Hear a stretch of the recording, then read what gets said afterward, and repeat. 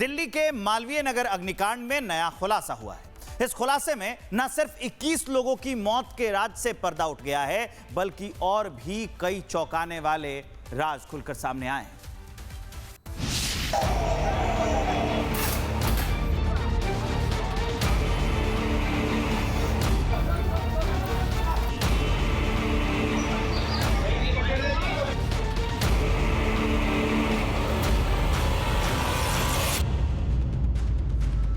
दिल्ली अग्निकांड में 21 मौत के जिस जिम्मेदार की तलाश की जा रही थी, जिसकी एक गलती ने पूरे गेस्ट हाउस को गैस चैम्बर में बदल दिया, वो है गेस्ट हाउस का शेफ केशव नेगी।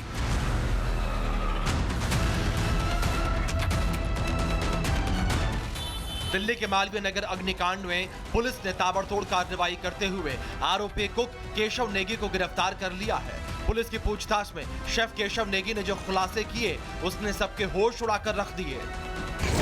होटल में शेफ का काम करने वाले केशव नेगी ने दिल्ली पुलिस को बताया है कि गेस्ट हाउस के किचन में रखे इलेक्ट्रिक स्टोव में अचानक धमाका हो गया था। धमाके को देखकर शेफ इतना डर गया कि उसने गेस्ट हाउस की मेन लाइट की सप्लाई को ही बंद कर दिया। मेन लाइट की सप्लाई बंद होने से गेस्ट हाउस का पूरा इलेक्ट्रिक सिस्टम ठप पड़ गया। मुख्य बिजली सप्लाई बंद होने के कारण इलेक्ट्रॉनिक डोर लॉकिंग सिस्टम ने काम करना बंद कर दिया, जिस वजह से लोग अंदर ही फंस गए और धुएं आग के बीच बाहर नहीं निकल सके। देखते ही देखते 21 लोग मौत के मुंह में समा गए।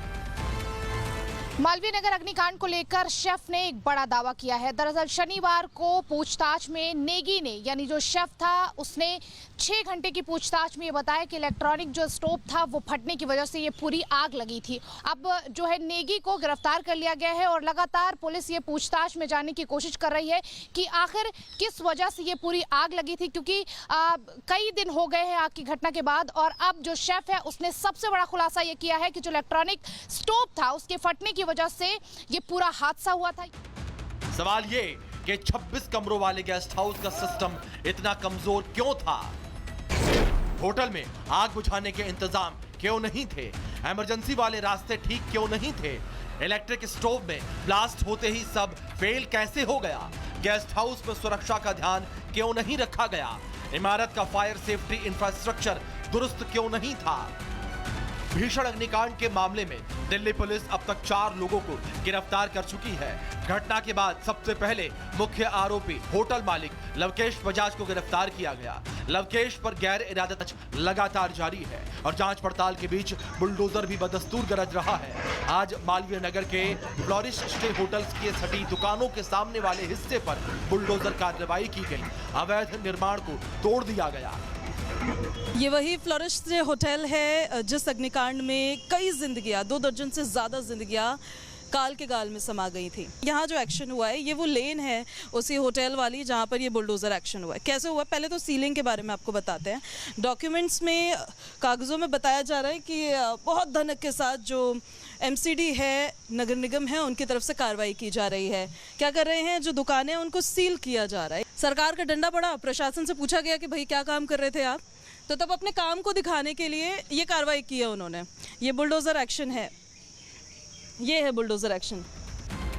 दिल्ली सरकार के एक्शन से मालवीय नगर के दुकानदार घबराए हुए हैं। व्यापारियों का कहना है कि उनकी कोई गलती नहीं है, सारी गलती सरकार की ही है। प्रशासन भेदभाव कर रहा है। ये हमारे साथ गलत किया गया है। ये हमारी कोई कमी नहीं है, सरकार की कमी है। पैसे खा लेते हैं। मैं 47 साल से व्यापार कर रहा हूँ इलेक्ट्रिकल का। आज मुझे ये परेशानी झेलनी पड़ रही है इन होटल मालिकों की वजह से।